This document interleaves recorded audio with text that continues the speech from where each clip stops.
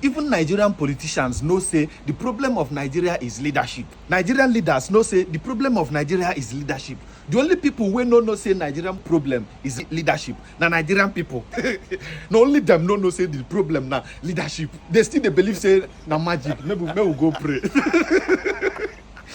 That's why you go see Nigeria like this. You go talk say something dey happen. No, I see wetin dey happen. The highest answer wey they go, oh God help us. Our answer they always be, oh may God help us. If you reach for election, they go. I don't know whether some Nigerians they close eye like this, take they go they vote.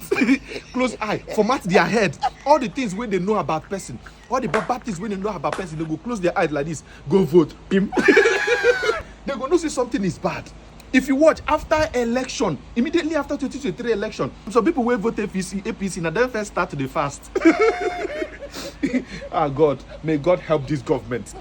You know say you vote the wrong thing, you come now, come put am for God head. God go there where he did, they talk say, wetin I do these people? You go intentionally go voting wrong person, voting person where you know say you no fit do anything, then you can't go for your house, can't they talk say, ah, may he succeed. And that one the verse be pass.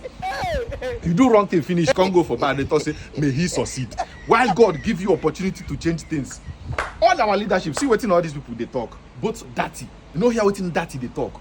Now the leadership be the problem. Peter Obi don't talk am. Leadership is the problem. The only people we no agree, we no say problem of Nigeria na leadership. Now we the masses. Give them 5K, then go run things for you. Just give them 5K. You go see the person where you know clearly they talk say man, things are hard. I know if you buy things again for market. The way they go take see that 5K, they go see I'm like say, oh okay. This 5K now go buy me aeroplane, buy me house. This 5K you go do everything what I want.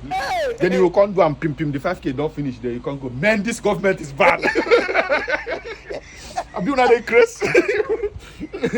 Not only us, not only we. No say that leadership be the problem. Everybody they tell you leadership is the problem. Leadership. People they tell you the problem of Nigeria is leadership. It is leader. When you elect a good leader, that is when Nigeria will start moving forward. And they tell you every day. I know if you enter from here, you go from here, come out. Una no one listen, una no one hear him. Everybody want to answer His Excellency. Just like waiting people to be the talk. If you want to be addressed as His Excellency, the way in which you enter must be excellence. Imagine say they remove His Excellency from every Nigerian politician name. Come tell them say before they address you as His Excellency, we go check your record. Oh God, there. You go see people there. You go address people with by their name. Ayo Alpha. Buhari, wait till they happen now. You go see say nobody, now few deserve His Excellency. His Excellency Peter Obi. Now my enter.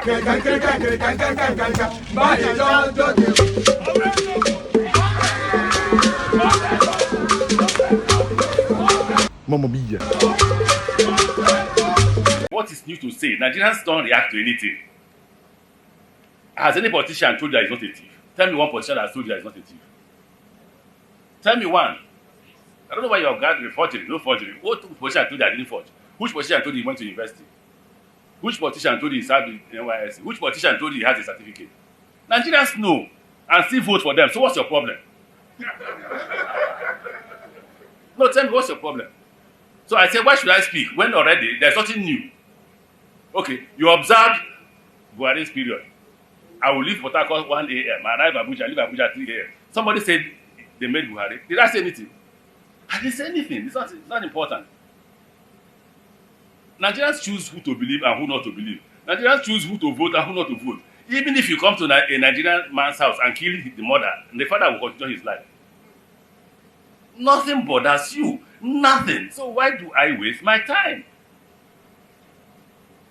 Yes, that's the original. So give it to me. You see it? So that you won't say tomorrow he brought photocopies. But when we get there, that is when we're talking about Buhari's government. So, there's nothing that our chairman said that is new. Absolutely not new. I've said this several times. I've taken so many risks. I've said too many things. The fight from Goodluck's government to Buhari's government, you all knew about it. My aircraft was seized. I was shot at. If I was killed, what will happen? Nothing. So you would die a useless life. So what did I choose? I chose to stay in my house quietly. Fortunately for me, I got admission to study in Nigerian law school. And rule number one is, like they told me if I came here, you are our property. You have no right to go anywhere unless we permit you.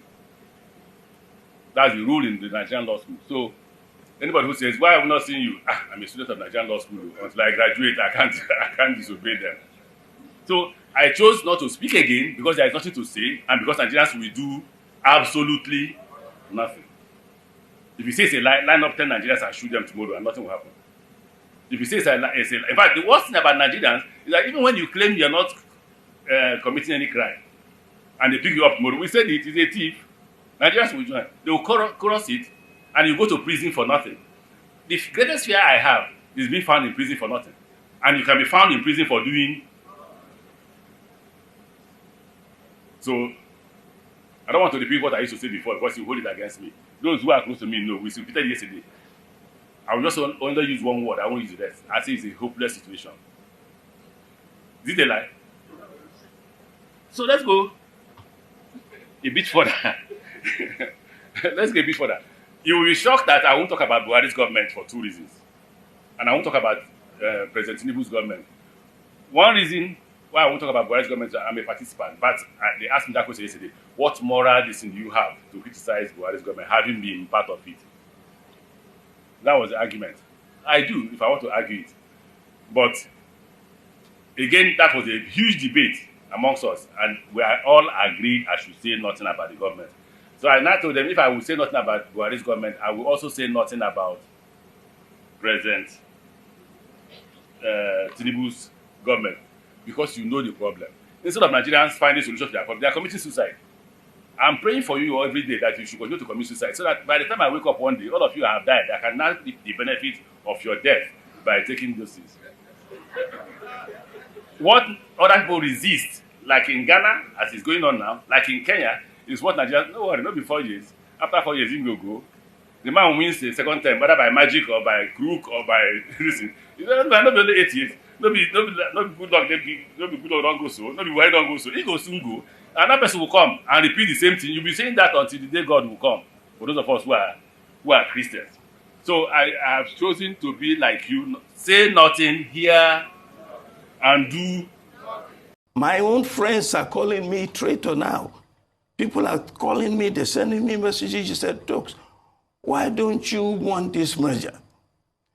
I think you're already working for Tinubu now. Can you imagine?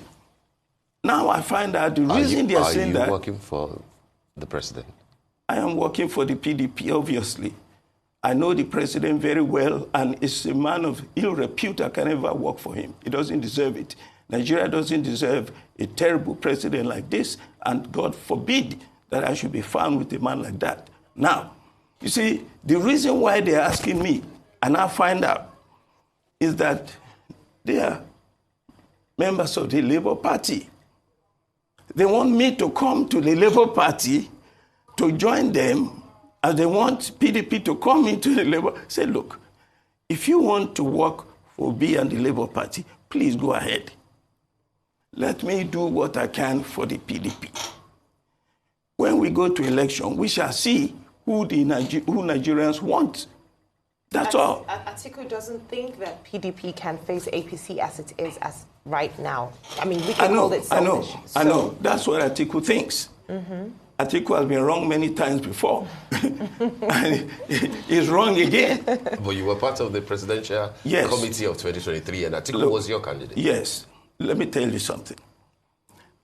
And at the appropriate time, if it comes to it, I will reveal as much as I should. For now, let me just say that Atiku was in PDP in 2015. He left PDP in 2015, came back in 2017. He was welcome. I was one of the people that worked with him to get a nomination, to get a ticket for 2019. But he ran that election. He lost. His attitude to the party is part of the reason why he's having problems now. I supported him mainly, primarily because he promised to restructure Nigeria. And I believe, even now, if Makinde wants to run for president, the first thing I told him is, if you are interested in restructuring Nigeria, let me understand that you know what we're talking about. Nigeria will never settle unless we reorganize the way the system works. It's too centralized. It's a military system we're running. We have to run a truly democratic system whereby each region, just like in the US, each state has control over so many things. You don't overload the center. President is just too powerful. Everything is from Abuja. So once you agree to do that, that's the reason I supported Atiku. Now, Atiku has, he ran in 2023. He lost in 2023. If he wants to run again in 2027, he should come and say so within the party. I suspect that his feeling is that he cannot get the ticket in 2027. There's a lot of opposition to him now in the party. People are saying enough is enough. Yes. That's what they're saying. Therefore, he going to form a merger is looking for another platform. I cannot be part of that. I said to him, stay in the party. Don't be running from here. You ran from PDP, you ran to APCN, you ran from ACN, you came back to PDP. You want to run away from PDP again?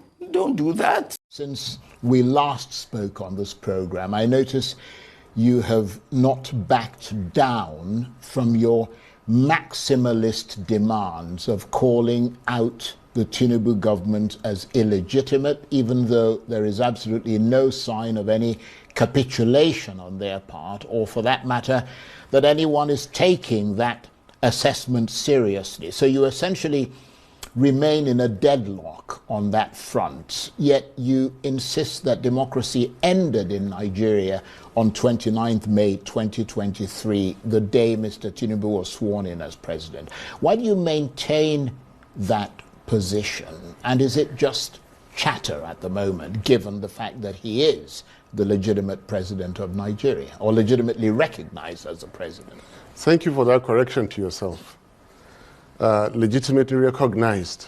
You see, a sworn-in government needs to be and must be consistent with the constitution of the country. And now, if I were to open the relevant sections to you that we have discussed before, they are at variance with the justice served on Nigeria. So with due respect to the justice system, it is valid to ask, did the custodians of the law do the lawful? And the answer is simply no. We do recognize that the courts have the power to do all and everything, but that all and everything must be justice. The sworn-in Tinubu Shetima government does not strictly comply with the Nigerian constitution as it were today. So it is not out of place for any objective mind to still call it unconstitutional. Mildly, one could say it is questionably constitutional. But then here's the big rejoinder to it. 9 out of 16 Nigerian leaders did not buy INEC forms. Yet they served their terms. One of them 9 years, General Gawan, President Babangida 8 years. Nothing could, they were not consistent with the then written constitution because the constitutions were suspended. The point I'm making is that you could be a president, you could be a head of state, you could be a leader, you could be a dictator, so long as you are allowed to remain there. And the big point here is that Tinubu was allowed and is allowed to remain there, despite the efforts of people like me. You remember my efforts. I called clearly for Tinubu Shetima not to be sworn in. And it was legal, it is legitimate up to now. Why? I gave my reasons. Then, did the Nigerian constitution have an alternative to that? Yes, of course, very constitutional. Ahmed Lawal could have served to, I think, 8th or 9th of June. And at the point of electing a new Senate president, he acts out the balance of 90 days during which a second or rerun election was to be held because Tinubu Shetima did not satisfy the demands of the Constitution to be sworn in. However, it was allowed. I tried to legitimately form what I called then the Constitutional Crisis Resolution Group. All we had to do was to take 3 documents, the Constitution, INEC results, and the options. Go to Washington, Brussels, London, Addis Ababa, on 29th, occupy Eagle Square. Tinubu will not be there today. And the beauty of stopping injustice is that it will not perpetrate itself. Bad leadership is a virus. What do viruses do? They create more, they become more and more and more. We should have stopped this before it happened, and legitimately so, constitutionally so, irrespective of the powers, the DSS, the police, you simply serve a notice. You see, the word democracy is still having a great deal to be understood. When you have a democracy, it means that at some point in time, the people will come out and be the arbiters themselves. Right now, Nigerian governments are governments because they have the army, they have the police and all those security forces surrounding and protecting them while they misrule. And the Nigerian people have no propensity to really take up their government. Well, that is the meaning of democracy, that behind the Nigerian army, there is the army of the Nigerian people, whom if you transgress their constitution, they will come out against it. Well, now, bad leadership has realized the incapacity of Nigerians to come together and protect their rights. That is why I told you that if you cannot practice democracy, for God's sake, democracy is not for you. There were the hunger protests about last year also. But when you have 1,000 people doing what 1 million people should do, they'll be trampled. Just one more thing. Because there are quite a lot of things we need to get to. I mean, I appreciate your